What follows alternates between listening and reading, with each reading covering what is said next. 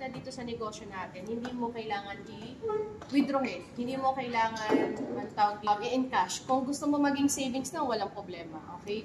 So currently, I'm a Diamond account holder. So ito yung 31 accounts. So ang tanong, Ma'am MJ, nag-start ka na ba agad sa Diamond? Hindi. Kasi hindi ko pa kaya that time. So katulad nyo din ako na OFW before. Maraming gastusin, breadwinner, maraming utang.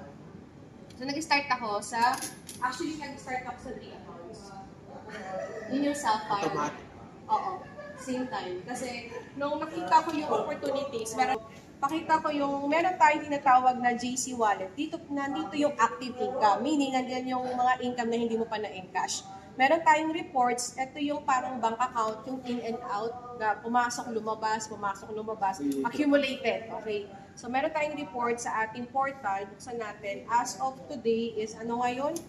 January 15 na po. Ang bilis ng araw. Parang kaka-New Year. Nag-New Year lang, di ba? Grabe, ang bilis.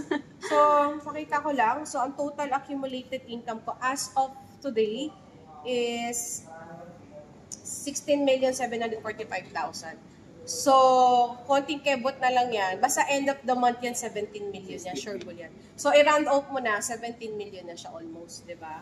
So, yan siya. Now, magkano naman, ito yung pumasok na sa akin at nilabas ko na. Sabihin, in and out na siya. So, magkano naman yung income mo, Ma'am MJ, na active, meaning hindi ko pa na-encash. Nandiyan na siya sa JC Wallet ko. So, as of today, January 15, meron po ako hindi pa na-encash na 657,000. Which, gusto ko kasi siyang i-1 million bago ko siya encash. Pero nakuha mo din. Nandiyan pa yan. Yung 50. Oo, nakuha ko na yon. Nag-in and out na siya. Ito yung yun yung active na hindi ko pa na.